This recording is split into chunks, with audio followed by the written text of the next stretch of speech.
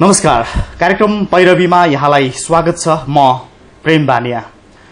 समतामूलक समाज, खास गरी विभेद रहित समाज निर्माणको एउटा अभियान र प्रयास हो कार्यक्रम पैरवी।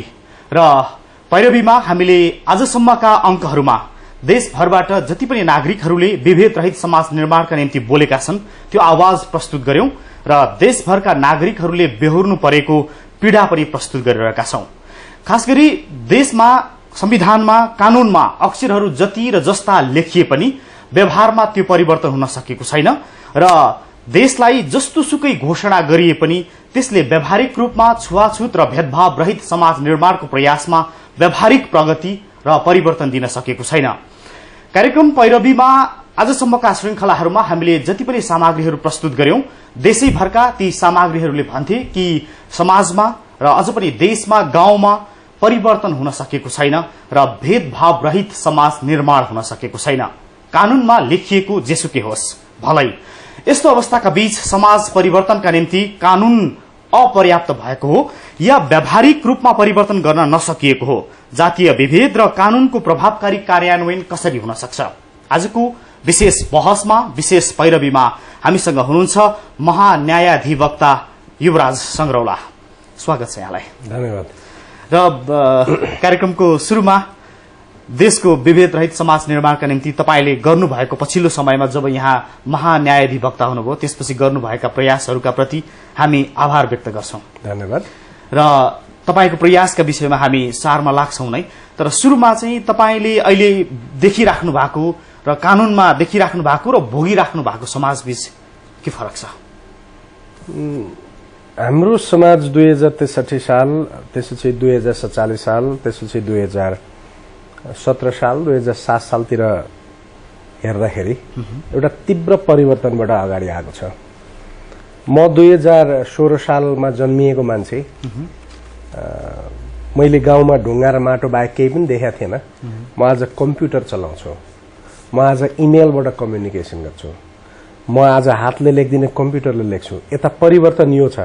तर कानून चाहिँ हामीसँग 1854 मा 1910 मा विक्रम सम्वत 1910 र ईस्वी सम्वत 1854 मा बनेको मुलुकी ऐन छ। र यो देशको दुर्भाग्य भन्नुपर्छ, हामीले विकासलाई कानूनसँग जोड्न सकेनौं।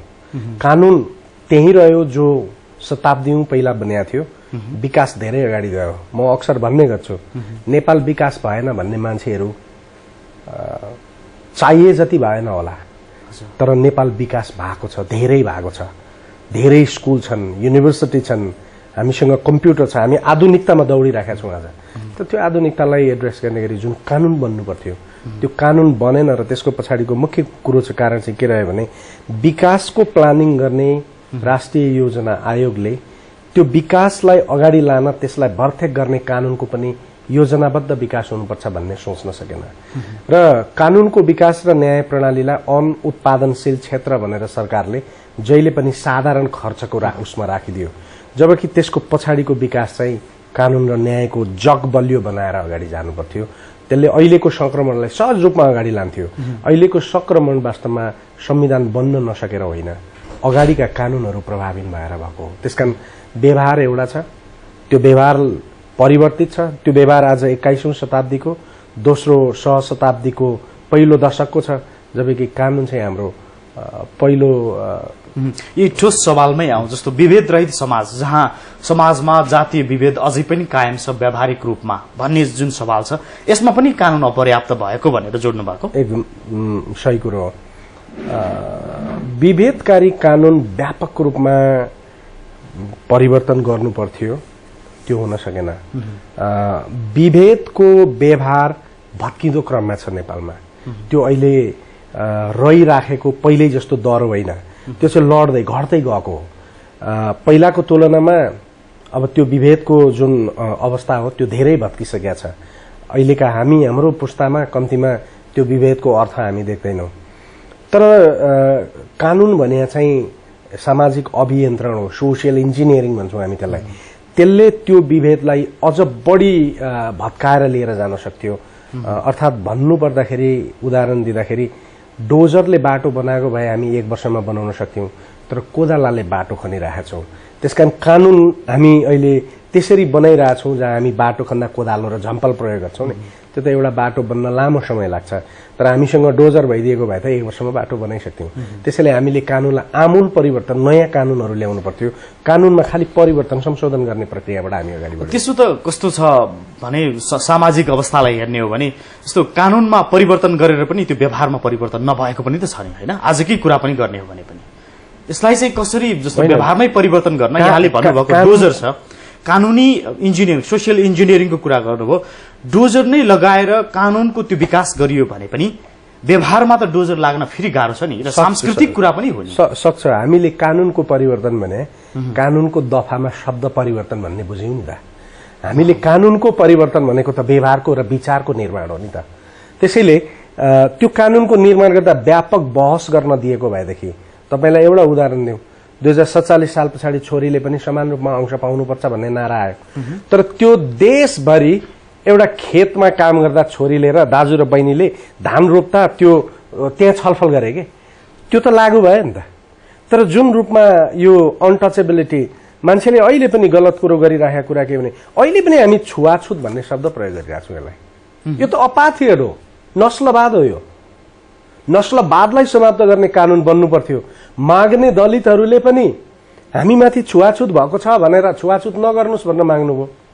बनाउने सरकारले पनि छुवाछुत गर्नु हुँदैन भने यो त एउटा नस्ललाई, एउटा एउटा एउटा सम्प्रदायलाई, अपाथियत हो नि यो, त्यो एउटा सम्प्रदायलाई मानव होइन भने हो नि त, त्यो आउनु पर्थ्यो नि त। त्यति बेलैदेखि कसैले कसैलाई विभेद गर्छ भने मानिसको एउटा उसको जात, उसलाई दिएको जात, उसको जात पनि हो नि, त्यो त जात त दिएको हो नि, त्यो दिएको जातको आधारमा हेला गर्यो भने उसलाई जेलमा हाल्न हामीले थालेको भएदेखि त व्यवहार बदलिन्थ्यो नि। त्यो त गरेनौं नि हामीले। 20 वर्षसम्म, करिब 20 वर्ष भयो। तपाईको शताब्दीदेखि चलिआएको संस्कार, जहाँ हामी धार्मिक परम्पराबाट चलिआयौं भनौं न, भलै देश अहिले धर्मनिरपेक्ष घोषणा भएको होस् कागजमा, शताब्दीौंदेखि संरचना नै यसरी चल्दै आयो कि यसमा चाहिँ शूद्र हुन्छ, यसमा चाहिँ ब्राह्मण हुन्छ भनेर चल्दै आएको सांस्कृतिक रीति स्थितिलाई कसरी त्यसरी भत्काउन सक्छ? दक्षिण अफ्रिकामा शताब्दीौंदेखि चलेको थिएन र? दक्षिण अफ्रिकामा पनि त शताब्दीौंदेखि चलेको थियो नि। संविधान नै त्यसरी बनायो। त्यसलाई यसो गर्यो भने कारबाही हुन्छ त दक्षिण अफ्रिकामा समाप्त भयो त यो। भनेपछि मानसिकता यदि हामी परिवर्तन गर्न चाहन्छौँ भने सकिन्छ। दोस्रो कुरो, हामीले यसलाई गलत तरिकाले बुझ्यौं। हिजोको फिलोसफी धर्मबाट यो भेदभाव आएको छ भन्ने कुरालाई बढी उचाल्यौं। तामाङले किन भेदभाव गरिराखेको छ त? लिम्बूले किन भेदभाव गरिरहेछ त? लिम्बू पनि त छुवाछुतको व्यवहार त गर्छ, तामाङ पनि गर्छ, मगर पनि गर्छ। भनेपछि यो धर्म भन्दा पनि हाम्रो सामाजिक बनावटमा निक्लेको एउटा हायरार्की, म कसैमाथि त्यो खालको छुवाछुतको व्यवहार गरेँ भने म ठूलो हुन्छु भन्ने जुन मनोविज्ञान छ, त्यो मनोविज्ञानमाथि प्रहार गर्नु पर्थ्यो। हामीले कल्चरमाथि बढी प्रहार गर्यौं। त्यसैले यसको बारेमा जति अध्ययन अनुसन्धान हुनु पर्थ्यो हुन सकेन। त्यसैले यो त अपराध हो, अपराधलाई नियन्त्रण गर्नुपर्छ भन्ने मानसिकताबाट गइएन। अर्को मलाई साह्रै ठूलो कुरो के भन्दाखेरि, दलितबाट मुक्ति हो कि दलितको रूपमा अधिकार खोज्या हो? हामीले यो प्रोग्राम पनि प्रश्न हुनुपर्छ। मैले त दलितबाट त मुक्ति खोज्या होला जस्तो लाग्छ। तर हामीले राखेका संस्थाका नाम के छन्? दलित भनेर रिजर्भेसन, यी चिज चाहिँदैनन् भनेर लड्नु पर्नेमा दलितलाई त संस्थागत गरिरहेछौँ नि त हामी। यो कुरो धेरैलाई चित्त बुझ्दैन, किनभने दलित नभन्दा एनजिओ को फन्ड पनि आउँदैन। तर म त राष्ट्रको महाधिवक्ता हो, मैले प्रष्ट बोल्नुपर्छ। जब दलित भन्छौँ, दलित भन्न हुँदैन, उनलाई स्वाभिमान नेपाली नागरिक बनाउन पो हामीले हिँड्नुपर्छ। अब हामी संस्था दलित भनेर खोलिरहेछौँ, त्यो दलितको संस्थामा दलित बस्नुपर्ने बाध्यता निर्माण गरिरहेका छौँ। र इन्डियाले जे गलत गर्यो 1947 मा रिजर्भेसनबाट, त्यसैलाई संस्थागत गरेर अब उपरान्त इतिहासभरि त्यसलाई दलितको रूपमा हामी व्याख्या गर्न खोजिरहेछौँ। यो हुन सक्दैन। त्यसकारण गल्ती त्यहाँनेरि भयो नि त। हामी के चाहन्थ्यौँ भन्ने कुरा हाम्रो चाहिँ अभिष्ट नै प्रश्न थिएन कि 1947 मा, या गर्न चाहिएन कि, प्लानिङ भएन कि? म चाहिँ त्यसरी हेर्छु। भनेपछि अब तपाईको आशय बुझ्दै गर्दा चाहिँ दलितै भन्नु हुँदैन भन्ने भयो, हैन? नेपालमा चाहिँ दलितकै नाम लिएर अहिले धेरै एनजिओ आइएनजिओहरू चलिरहेका छन्, अहिले पनि धेरै चलिराखेको अवस्थाका बीच पनि तपाईँले यो भन्नुसँगको कारण चाहिँ के? दलित मुक्तिको लागि आन्दोलन हो कि दलितको आन्दोलन हो? दलित मुक्तिको आन्दोलन हो नि, ऊ त दलित छ, त उसलाई त मुक्तिको लागि आन्दोलन गर्नुपर्ने होला। तपाईँले भन्न खोज्नु भएको मुक्ति चाहिँ कस्तो हो? दलितबाटै मुक्ति? दलित नै हुनु हुँदैन, ऊ त मान्छे हो। ऊ दलित भएकै कारणले छुवाछुत अनटचेबिलिटीको मारमा छ, अनटचेबल भएको कारणले उसलाई दलित भनिएको छ भनेपछि हामीले अनटचेबलबाट दलितमा ट्रान्सफर्म गर्दाखेरि के ट्रान्सफर्म गर्यौं त? त्यसको इसेन्समा हामीले, त्यसको सारमा हामीले परिवर्तन के गर्यौं? हाम्रो चाहना त के हुनु पर्यो भने एउटा मानिस जसलाई दलित भनेर व्यवहार गरिएको छ उसलाई त्यसो गरिनुहुन्न, उसलाई दलित पनि भनिनुहुन्न, उसलाई मानिस, नेपाली नागरिक र एउटा मानवाधिकारबाट परिपुष्ट भएको एउटा अरू मान्छे जस्तै ऊ मान्छे हो। उसलाई मान्छे बनाउनका लागि त हामीले यो आन्दोलन गरे होइन नि, ऊ त मान्छे त आफै हो नि। उसलाई मान्छे बनाउनका लागि आन्दोलन गरे हो हामीले कि ऊ मान्छे भएको कारणले आन्दोलन गरे हो? त्यसैले मलाई लाग्छ ऊ मान्छे हो, परिपूर्ण मान्छे हो, प्रष्ट मान्छे हो, ऊ हामी जस्तै मान्छे हो, हामी जस्तै रगत भएको मान्छे हो।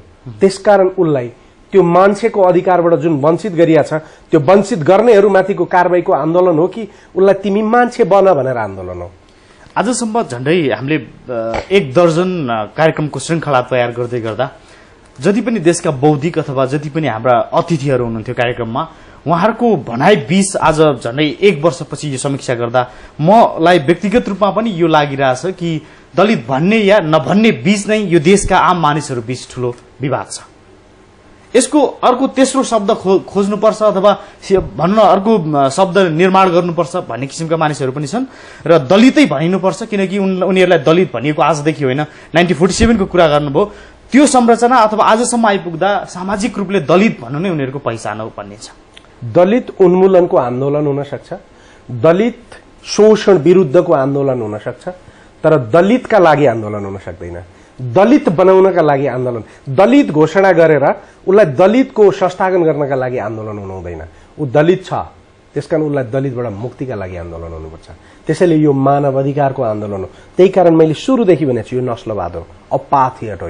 यो अपाथियटको आन्दोलन हुनुपर्छ। जसरी साउथ अफ्रिकामा लड्यो, जसरी केन्यामा लड्यो, जसरी जापानमा लड्यो एउटा सम्प्रदाय, त्यहाँ पनि थियो हाम्रो जस्तो। त्यसैगरी बङ्गलादेशमा पनि एउटा सानो छ समूह, त्यहाँ लड्यो। तपाईको इभन केरलामा सर्टेन यो हिन्दू भन्दा बाहिरको सम्प्रदायमा पनि एउटा अर्को सम्प्रदायले अर्को सम्प्रदाय अछुतको व्यवहार गरे, त्यहाँ लडियो। तर हामी के गरिरहेछौँ भन्दाखेरि हामी दलितलाई संस्थागत पो गर्ने हो कि भने जस्तो लागिरहेछौँ। एउटा बच्चा जो मान्छे हो, परिष्कृत मान्छे हो, नेपाली नागरिक हो, उसले पहिला आफू के ठान्छन्? म दलित हुँ। उसलाई हुनु पर्थ्यो भने मलाई दलित बनाइएको छ, त्यसकारण मैले अरू जस्तै हक पाउनुपर्छ भन्नु पर्थ्यो। तर हामी के गरिराखेका छौँ भन्दाखेरि म त दलित हुँ, त्यसकारण म डिफरेन्ट हुँ, त्यसकारण मैले अधिकार खोज्नुपर्छ पो भनिराखेका छौँ। भन्नु पर्थ्यो के भने म मानिस हुँ, मलाई दलित बनाइएको छ, त्यसकारण मेरो आन्दोलन मानिस हुनका लागि हो चाहिँ हुनु पर्थ्यो, मानिस बन्नबाट वञ्चित गर्नका लागि हो। त्यसैले दलित मुक्तिको आन्दोलन भन्न सकिन्थ्यो होला, दलित स्वतन्त्रताको आन्दोलन भन्न सकिन्थ्यो होला। तर हामी के भन्यौँ भने Dalit Mahasangh, what is this, what does it mean? यसले भन्न खोजे के हो? Dalit federation, what do we want to say? अब यसले रिस उठ्छ धेरैलाई डेफिनेटली, तर सत्य बोल्न डराउनु हुँदैन भन्छु म।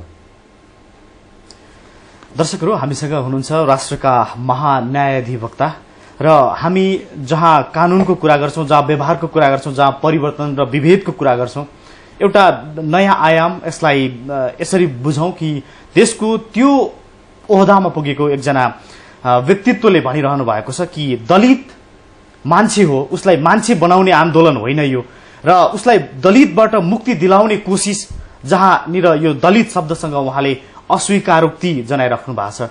यसले समाज परिवर्तनको निम्ति एउटा ठूलो र मूल सन्देश प्रवाह गर्छ।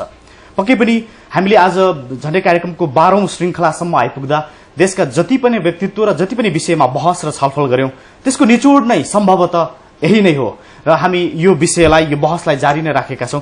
र अब मेरो प्रश्न अब नेपालमै केन्द्रित हुँ, जो व्यावहारिक रूपमा जुन विभेद बढिराखेको छ, यो विभेदमा पनि अघि तपाईले भन्नुभयो चाहिँ संस्थागत गर्ने काम बढी भयो। यो वा त्यो माध्यम या नामबाट दलित भन्ने शब्द र त्यसैलाई चाहिँ संस्थागत गर्ने काम बढी भयो। यो बढी हुने क्रम अझै रोकिएको छैन।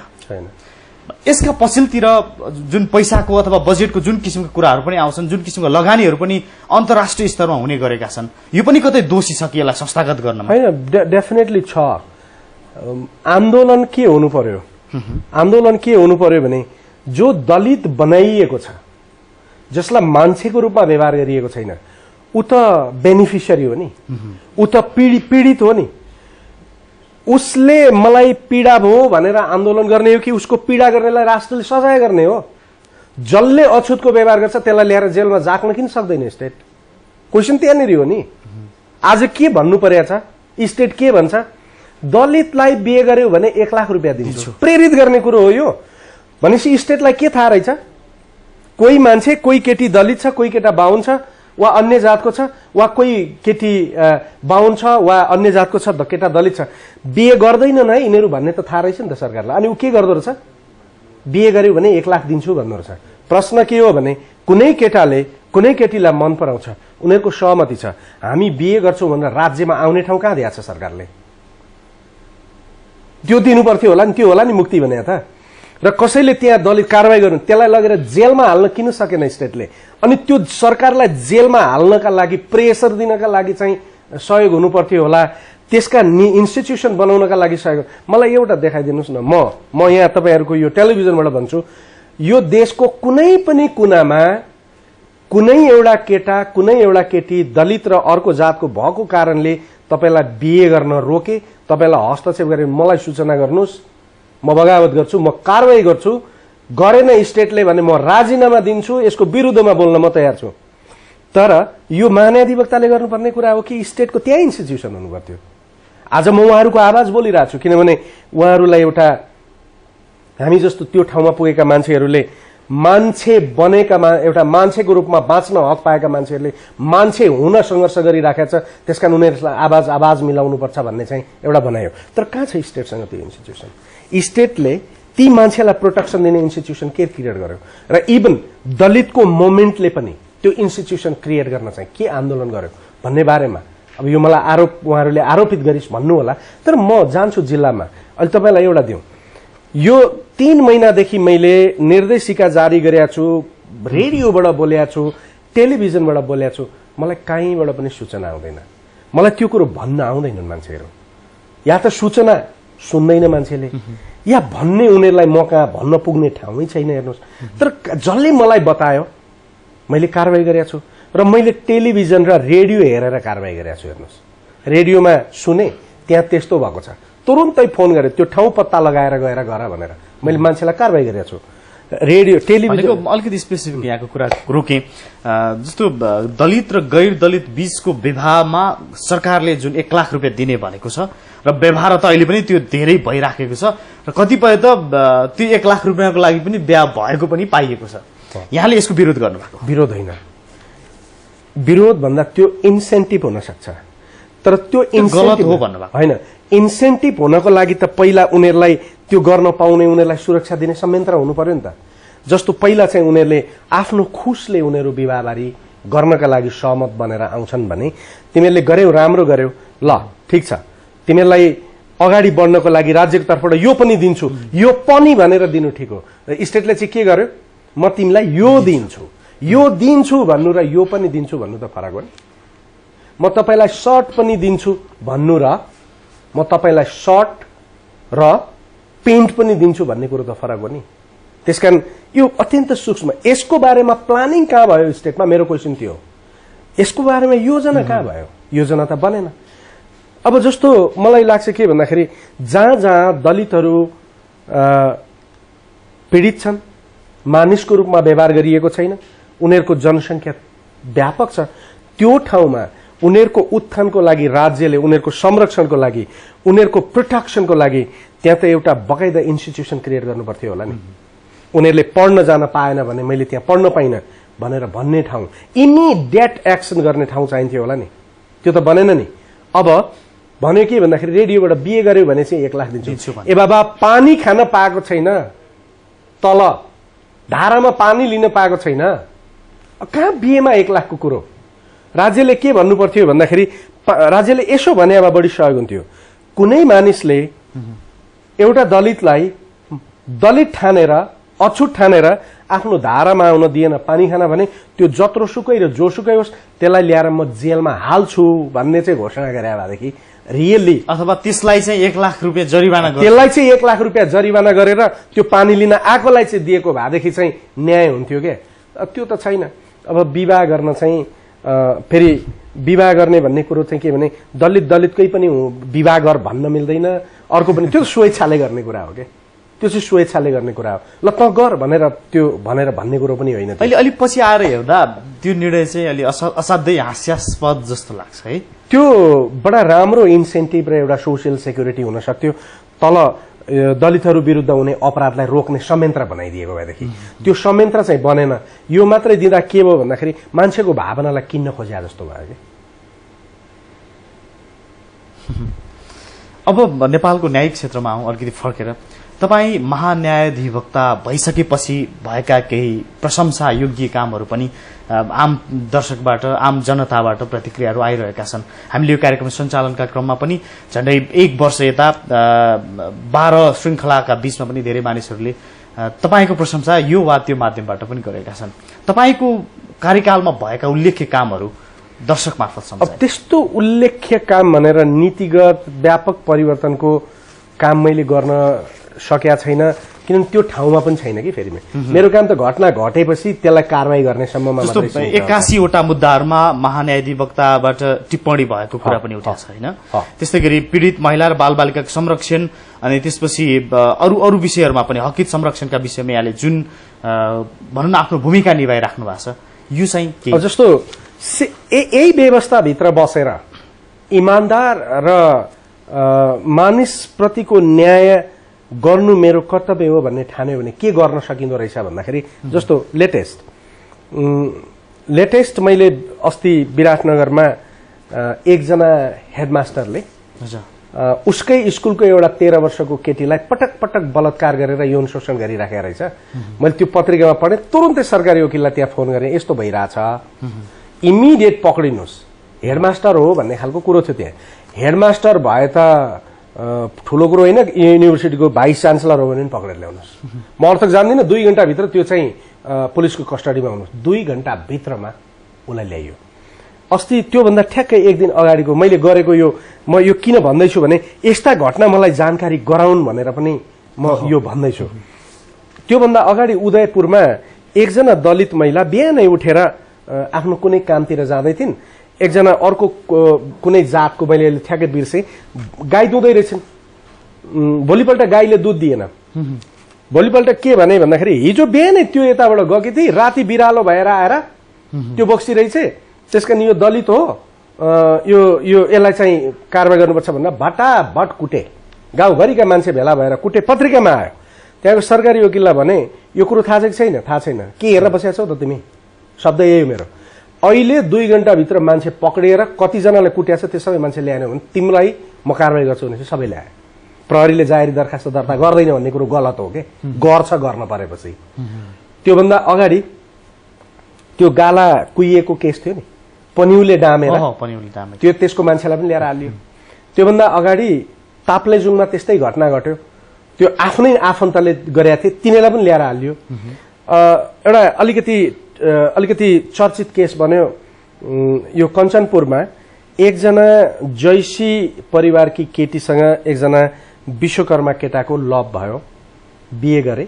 बिहे गरेपछि गाउँभरिका मान्छेले के गरेछन् भन्दाखेरि सम्झौता गरेर उनीहरूले गाउँ छोडेर गाउँ नफर्किने गरी करार गरे। करार गरेर उनीहरूलाई बिदा गरे, गाउँबाट बिदा भए। पहिला यिनीहरू इन्डिया गए, इन्डियाबाट फर्किएर कञ्चनपुर आएर सहरमा काम गर्न थाले, सेटल भए, 2टा खुसी छन्। त्यसपछि केटा अब पछि केटीलाई नलिकन एक दिन आफ्ना आमाबाउ भेट्न आयो। त्यो आमाबाउ भेट्न आउँदाखेरि उसलाई, उसका आमालाई, उसका हजुरआमालाई, उसका बालक भाइ बहिनीलाई, उसका बाबु ऊ सबैलाई काटे, छुरी हाने, अनेक गरे। पुलिसले जाहेर दरखास्त दर्ता गरेन भन्ने कुरा आयो। मैले त्यो पनि कतैबाट थाहा पाएँ, मलाई त्यो कुनै संगठनले बताएको चाहिँ होइन, मैले थाहा पाएँ। थाहा पाएपछि त्यहाँ फोन गरेँ, दिपायलमा मेरो सहन्यायाधिवक्ता फर्स्ट क्लास अफिसरको कर्मचारी हो, तपाईँ तुरुन्तै गएर त्यहाँ स्टडी गर्नुहोस् न, उसलाई त्यहाँ पठाएँ। त्यसपछि त्यहाँको सरकारी वकिललाई भने, त्यसपछि पुलिसले जाहेरी दरखास्त दर्ता गरे रहेन रहेछ, पुलिसलाई जाहेरी दरखास्त दर्ता गरेर कारवाही गर्न भन्नुहोस्, होइन भने पुलिसमाथि कारवाही गर्न म यहाँ चाहिँ समन्वय समितिको बैठक बोलाउँछु भनेपछि दर्ता भयो। त्यसपछि मैले आफै फोन दिएँ त्यो केटा जो पीडित थियो, अनि उसले मलाई फोन गरिरहेपछिसम्म सर दर्ता भयो, अब अनुसन्धान भयो, अहिले के भयो, साक्षीहरू बगपत्र भयो, अब ठिक छ ल अब मलाई डिस्टर्ब नगर्नु है, अब कारवाही भयो भन्दा भने यसले यदि यसरी गरिदिने हो भनेदेखि त मान्छेमा न्यायप्रति विश्वास जाग्छ नि। विश्वास जागेपछि न ऊ आउँछ। अब जहाँ जहाँ कार्यक्रममा जान्छु सबै सेमिनारमा पुलिसले जाहेरी दरखास्त दर्ता गर्दै, पुलिसले जाहेरी दरखास्त गरेका छैन भन्नु त्यो सेमिनार गर्ने त मौका त कहिले पनि आएको छैन त। यस्तो पनि होला यहाँकै पहुँच चाहिँ त्यो सेमिनार गर्नेसम्म मात्र पुग्यो हो कि होइन, तलकोलाई होइन नभए जस्तो हामी पनि आज 12औं श्रृंखलासम्म आइपुग्दा यस्ता धेरै नागरिकहरू जो सेमिनार गर्ने मान्छे छ नि, त्यो सेमिनार गर्ने मान्छेले त महान्यायाधिवक्ता पनि चिनिया छ, घटना पनि जानेछ नि त। उसले दौडेर आएर मलाई भनिदिएको भए त म तुरुन्त कारवाही गर्थेँ नि त। खालि राम्रा ठाउँमा सेमिनार गर्यो, त्यति बेला यो मलाई राम्रो मान्छे बोल्ने रहेछ भन्ने पार्नको लागि दरादरा कुरा गरिदियो। तर एक्चुअली तल गएर अहिले मेरो समस्या के छ भन्दाखेरि ठुलो पीडा अहिले मैले के भोगिरहेको छु भने यसरी मुद्दा त ल्यायो। अहिले अघि 81वटा मुद्दा भन्नु पनि यो अधिकांश बालबालिकाको रेपसँग रिलेटेड छन् र यसमा थुप्रो दलित केटीहरू छन् र ट्राफिकिङ भएका मान्छेहरू छन्। बल्ल बल्ल बल्ल मुद्दा त्यति गरेर लिएर आयो। अब अदालतमा मुद्दा पुग्यो। अदालतमा मुद्दा पुगेपछि मलाई त्यसो गरे पनि होइन, पुलिसले यसरी लेख्नु भन्नु मैले लेखिदिएँ भनेर बयान गर्छ, मुद्दा सिद्धिन्छ। त्यसलाई प्रोटेक्सन गरिदिने पनि महान्यायाधिवक्ताले अब सम्भव छैन। हेर्नुहोस्, उसलाई प्रोटेक्सन त त्यहाँ काम गर्ने ती अर्गनाइजेसनहरूले गरिदिने होला नि। तिमीले राम्रो न्याय पाएको छौ, अब तिमीले डराउनु पर्दैन, यो गर्यो। अब त्यस्तो पनि छ है, यहाँको अनुभवमा पनि छ, अत्यन्त धेरै छ। अब जस्तो भनौँ न, तर अहिले मैले धेरै इन्स्पायर गरेँ सरकारी वकिलहरूलाई। अब राम्रो एकैछिन मैले यहाँ रोकेँ, तपाईँले यसका कारणहरू चाहिँ पत्ता लगाउनु भएको छ। जस्तो त्यहाँ अदालतमा पुगिसकेपछि चाहिँ जब केस सकिन्छ त्यो अवस्था कसरी आउँछ? होइन, सकिनुभन्दा अगाडि आउँछ अथवा सकिनुभन्दा अगाडि नै त्यो मुद्दालाई बिगार्न चाहिँ एजेन्टहरू लागि परे हुन्छ। एउटा त केही कानुन व्यवसायीहरू यति अनएथिकल प्र्याक्टिस गर्छन् कि उनीहरूले यो सिकाउँछन्। त्यो जो बलात्कारी छ त्यो बलात्कारीलाई पैसा खर्च गर्नुहोस् भनेर सिकाउँछन्। मुद्दा जित्यो भने आफूले पैसा पायो भने बहुत ठुलो कुरो, उनीहरू समाजलाई भत्काइराखेको बुझ्दैनन्। केही प्रतिशत वकिल छन् यस्ता, हेर्नुहोस्, जसले वकालतको नाममा घृणित व्यवसाय गरिराखेका छन्। त्यो त्यसको विरुद्धमा नेपाल बार एसोसिएसनले निकै लडाईँ पनि लडेको छ र उसले अझै बढी लडाईँ लड्नुपर्ने आवश्यकता पनि छ। अनि त्यसपछि त्यो मान्छेले या त त्यो परिवारलाई पैसा म 5 लाख दिन्छु, 4 लाख दिन्छु भनेर भन्छ, अनि 5 लाख अब जे भयो भइहाल्यो, 5 लाख आयो, अब गरी खान त पाइन्छ भनेर लोभले गर्छन्। या थ्रेटेन, त यहाँ बस्न छ कि छैन, कि थ्रेटेन हुन्छ। अब एकजनाको जिन्दगी त बर्बाद भयो, अब सबै कहाँ लिएर जाने, बरु बदलिदिनु राम्रो भनेर गएर बदल्छन्। र केही केसमा चाहिँ मैले के भेटाएको छु भने बाबुआमा पनि लोभी पनि हुन्छन्। किनभने त्यो अलिकति हुने खाने र समाजमा चिनिएको मान्छेलाई त डर पनि छैन नि, ऊ चाहिँ लोभले पनि गर्दो रहेछ। त्यो लोभ गरेको केसमा अहिले करिब 10-12वटा केसमा त्यस्ता बाबुआमा जसले पहिला जाहेरी हाले छोरीको बलात्कारमा, पछि होइन भने तिनीहरूलाई अदालतमा समातेर ल्याएर कारवाही गर्नु भनेर पनि लेखेँ र अहिले त्यो पठाइसकेको छु। एउटा डाक्टरले पहिला हो बलात्कार भएको भन्यो, पछि होइन भनेर भन्यो, त्यो डाक्टरलाई कारवाही गर्नु भनेर पनि पठाएको छु। म्यासिभ कारवाही सुरु गरेको छु मैले र यो अब तल गएको छ। यसले चाहिँ के भन्दाखेरि, र जस्तो सरकारी वकिलहरू कसरी काम गर्न थालेका छन् अहिले भन्दाखेरि, कपिल वस्तुमा मेरो एकजना उपन्यायाधिवक्ताले के गर्यो भन्दाखेरि, मैले प्रशिक्षण गरिसकेपछि उसले त्यहाँको महिला विकास कार्यालयसँग सम्पर्क गरेर साथी भन्ने अर्गनाइजेसनसँग समन्वय गरेर अब यस्ता पीडितलाई साथीमा राख्ने र महिला विकासले उनीहरूलाई 70 रुपियाँ भाडा र खाने बस्ने दिनको भत्ता पनि दिने व्यवस्था मिलायो। अब उनीहरू आएर भन्न थाले, हेर्नुहोस्, अब उनीहरू डराउँदैनन्। त हामी प्रोएक्टिभ भयौँ भने अहिले रहिराखेको कानुनलाई प्रयोग गरेर पनि धेरै ठुलो परिवर्तन गर्न सक्छौँ। त्यसका एटिच्युड हो, म किन महान्यायाधिवक्ता भएको, मलाई प्रतिष्ठा चाहिएर महान्यायाधिवक्ता भएको या मैले सेवा गर्नका लागि भएको, मैले छुट्याउनुपर्छ यो।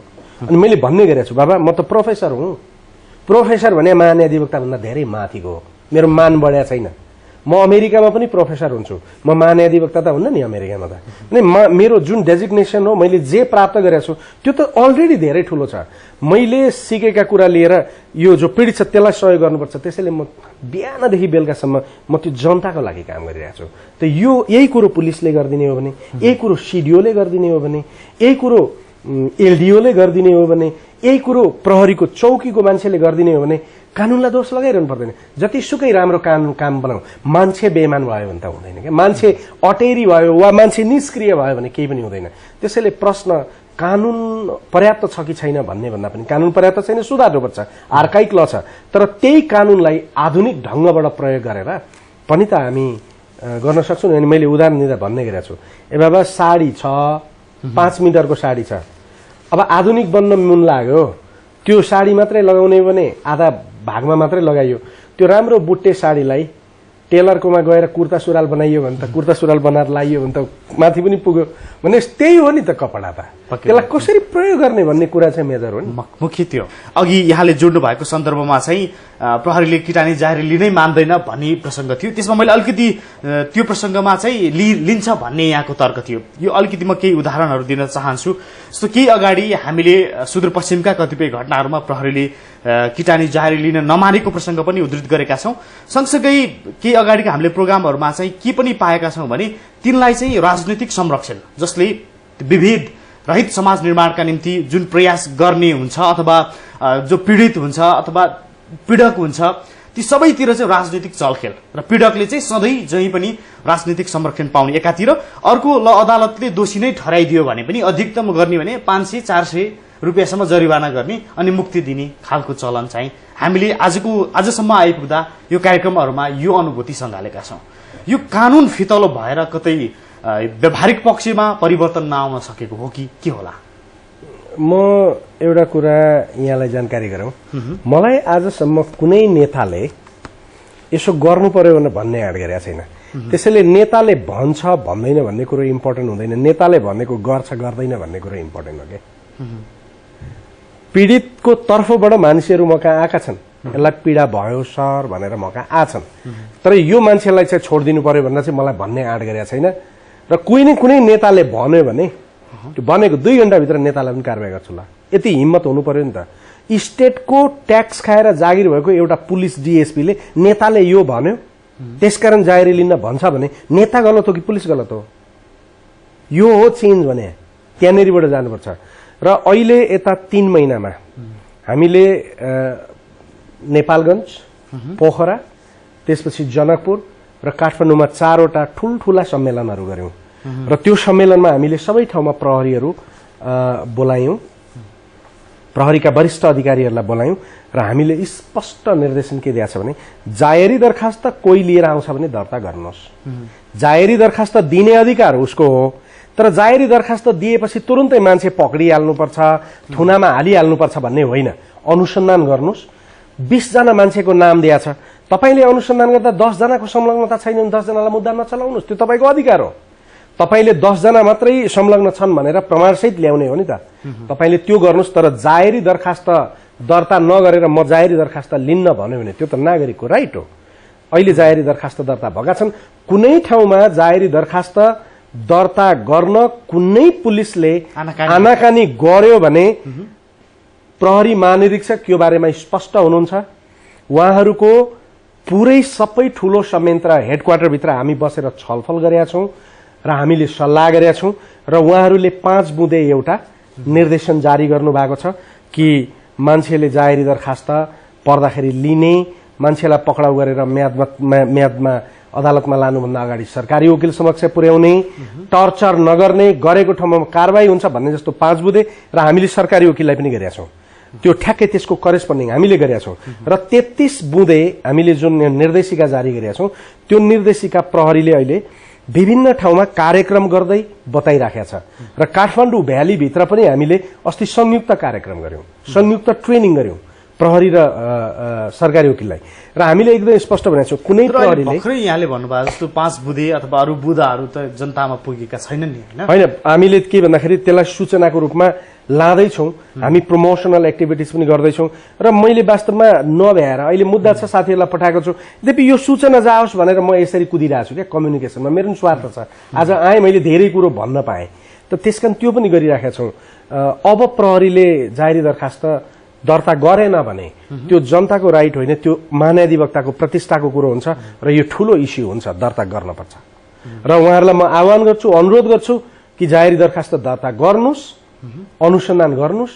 अनुसन्धान गर्दा कसैको दबावबाट निर्दोष मान्छेलाई मुद्दा चलाउनुपर्छ भन्ने होइन, तर दोषीमाथि कारवाही त हुनुपर्छ।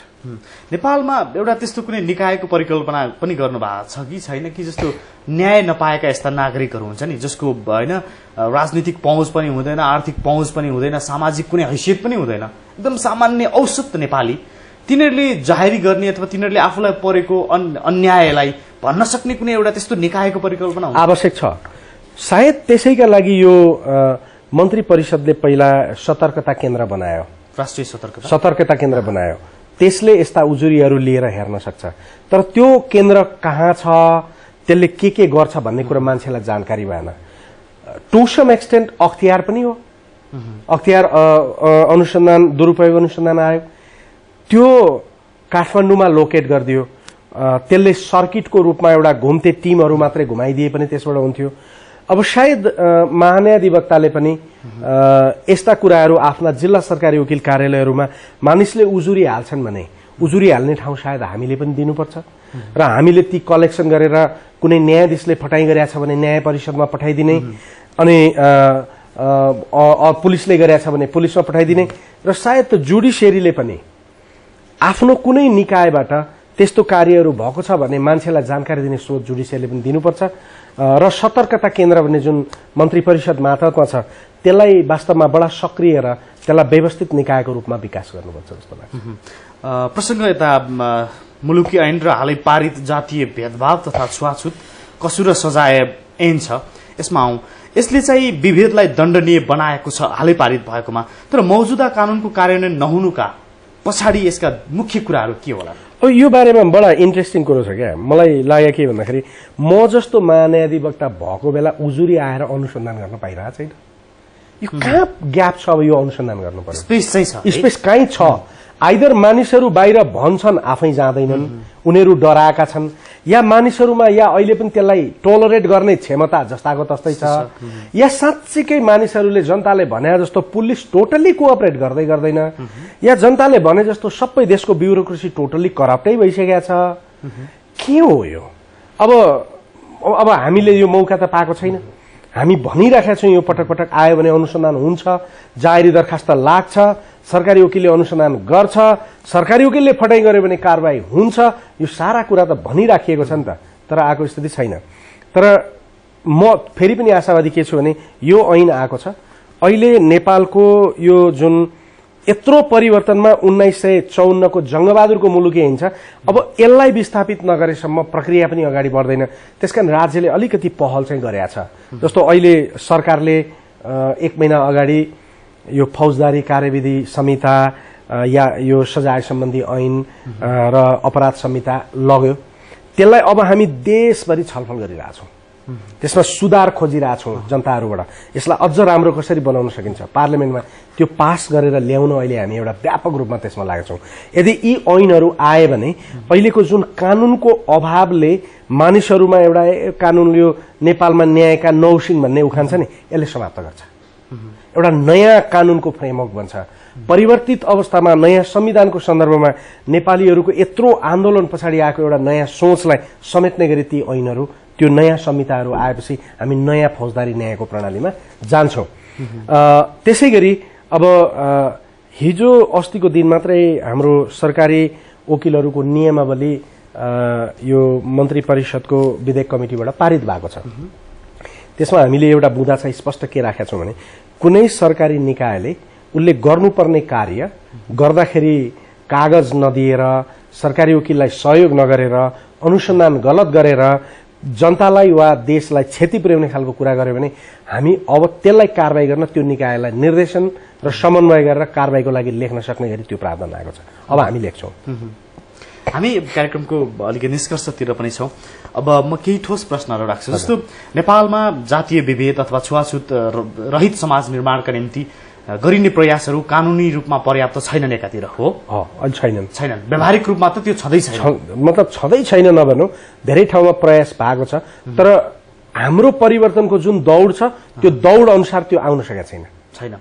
जस्तो सरकारी स्तरमा भएका प्रयासहरू पनि फितला रहे, जस्तो केही बेर अगाडि हामीले बहस गर्यौं। फितला भन्दा पनि योजनाबद्ध भएनन्। योजनाबद्ध नभएपछि फितलो पनि हुन्छ, अदूरदर्शी पनि हुन्छ।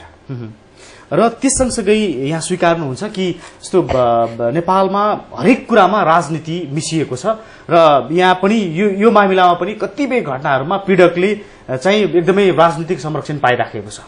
राजनीति छ, तर राजनीतिज्ञलाई म गाली गर्दिनँ, त्यो राजनीतिज्ञको दबावमा आउने कर्मचारीलाई म गाली गर्छु कि त्यो कर्मचारीले निर्भीक भएर काम गर्नुपर्छ अनि राजनीतिज्ञले दबाव दिन छोड्छ। राजनीतिज्ञको कुरो मान्यो भने संसारभरि तपाईँलाई एउटा रोचक कुरो सुनाएर सिध्याइदिउँ। बेलायतमा मैले सोधेँ, बेलायतमा पनि यस्तो हुन्छ, यसरी राजनीतिज्ञहरूले प्रभावित गर्छन् भनेर मैले सोधेँ। तिमीहरूकोमा के हुन्छ, त्यहाँभन्दा बढी त हाम्रोमा हुन्छ, एमपीहरू नै आउँछन् भने। अनि कसो तिमीहरू समाधान गर्छौ भन्दा हामी उनीहरूसँग डिबेटै गर्दैनौँ। एउटा फर्म राखेको छ, अब देशको एमपीले नै यो मान्छे निर्दोष हो, यो मुद्दामा यसले गरे होइन, यो मान्छे फटा होइन भनेपछि मैले कसरी नमान्नु? ओके, यो अनरेबल मेम्बर तपाईँ आउनुहोस् र तपाईँ यसमा सही गरेर मान्छेलाई जिम्मा लिएर जानुहोस् भनेपछि सही गर्नुपर्छ भनेपछि आउँदै आउँदैन, त्यसपछि भोलि बोल्दै भन्दैन। त हामीले संयन्त्र डेभलप गर्नु पर्यो। अहिले म कहाँ पनि एकजना मान्छे आउनुभयो, त्यो अख्तियारमा चलेको एउटा मुद्दामा चाहिँ त्यसलाई कारबाही नगरिदिनु भए हुन्थ्यो, त्यो राम्रो मान्छे थियो, त्यो चाहिँ यस्तो हाम्रो राजनीतिक कार्यकर्ता पनि हो भने। तपाईँहरू राजनीतिक कार्यकर्ता भनेर यसरी छुटाउन आउनु हुँदैन, यो राम्रो कुरो होइन भनेपछि उहाँ बार्गेन गर्नुभयो। मैले तुरुन्तै के भने बाहिर पुलिस बोलाउनुहोस्, उहाँहरूलाई पनि समातेर लगेर हाल्नुहोस्, मलाई न्यायमा अवरोध गर्नुभयो। उहाँ अपराधी छुटाउनका लागि यहाँ आउनु भएको छ र उहाँहरूलाई पनि कारबाही गर्नुपर्छ, ल बोलाउनुहोस् पुलिस भनेपछि उहाँहरू त्यसपछि जानु, म कहाँ त्यसपछि कोही पनि आएन। हामीले निर्दोष मान्छे पस्छ कि भनेर बडा सतर्क हुनुपर्छ। तपाईँलाई एउटा कुरा पनि भनौँ, नेपालमा थुप्रो निर्दोष मान्छे पनि फँसिया छन्। अनुसन्धान फितलो, सरकारी वकिलको अभियोजन फितलो र न्यायाधीशहरूले प्रमाणको विश्लेषण गरेर निर्णय गर्दाखेरि हुने कुराहरूले थुप्रो निर्दोष मान्छेहरू पनि फँसिया छन्। हामीले त्यसमा सतर्क हुनुपर्छ, तर अपराध गर्ने मान्छेलाई त क्षमा दिनु हुँदैन। अब यो अवस्थाका बीच निष्कर्षमा हामी कसरी विभेद रहित समाज निर्माणको परिकल्पना गर्न सक्छौँ? तपाईँको एकदमै भर्जिन सोच भनौँ न, पर्सपेक्टिभ के छ त्यस्तो? मलाई उहाँहरूले सबैभन्दा महत्त्वपूर्ण कुरो त्यो आन्दोलनमा एउटा खास पीडित वर्ग मात्रै समाविष्ट भएर होइन, आम हामी जस्ता नेपालीहरूलाई यो आन्दोलनमा सरिक गराएर यो आन्दोलन दलितको होइन नेपाली जनताको आन्दोलन हुनुपर्छ। यो आन्दोलन नेपाली जनताको भयो भने मात्रै यो हुन्छ, होइन भने यो आन्दोलन दलितको हुन्छ र अरू आम जनता यो दलित नै रहिरहन्छ।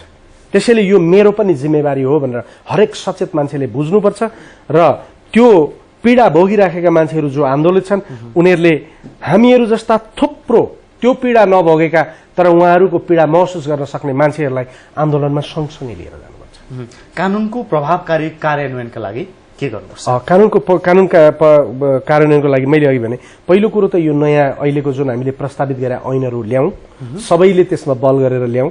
दोस्रो कुरो यो यसलाई अपराध भनेर कानुन आइसकेको छ।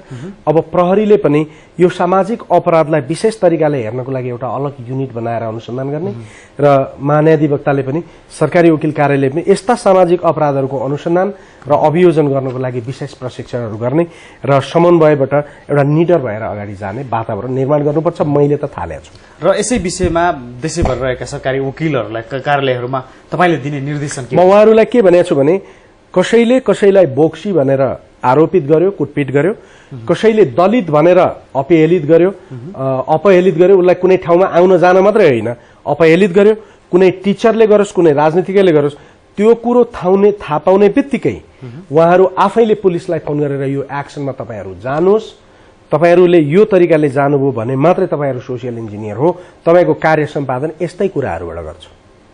तपाईँ ठिक कि बेठिक हो भन्ने कुरो मैले यसरी नै कार्य सम्पादन गर्ने हो र तपाईले केही मौका र अवसर पाउने कि पाउने होइन भन्ने कुरो तपाईले गर्ने यस्ता कुराबाट हो। तपाईले चाहिँ राजनीतिज्ञ प्रयोग भएको अवस्थामा अघि मैले तपाईलाई दिएको ब्रिटिश उदाहरण प्रयोग गर्ने गर्नुहोस्। र भनिने दलित र आम नागरिक गैर दलित र भनिने दलित बीच ती नागरिकहरू जो समाजमा अहिले पनि व्यावहारिक रूपमा छुवाछुत गरेरै गइरहेका छन्, धारामा पानी लिन जाँदा अघि तपाईले सम्झिनु भएको जस्तो व्यवहार भइराखेको छ, ती आम नागरिकका लागि महान्यायाधिवक्ताका तर्फबाट भनिनु पर्ने के छ? म उहाँहरूलाई के भन्छु भने पहिला यस्ता घटना घट्ने बित्तिकै पहिला पुलिसमा जानुहोस्, पुलिसले सहयोग गर्छ। पुलिसले आनाकानी गर्यो भने उसँग विवाद नगरिरहनुहोस्, त्यसपछि सरकारी वकिल कार्यालयमा जानुहोस्, सरकारी वकिल कार्यालयले तपाईको यसलाई डिल गर्छ। यदि त्यो सरकारी वकिलले पनि आनाकानी गर्यो भने तपाईँ मलाई फोन गर्नुहोस्, म तपाईहरुलाई फोन भन्छु 97 41 13 57 43 मलाई फोन गर्नुहोस्।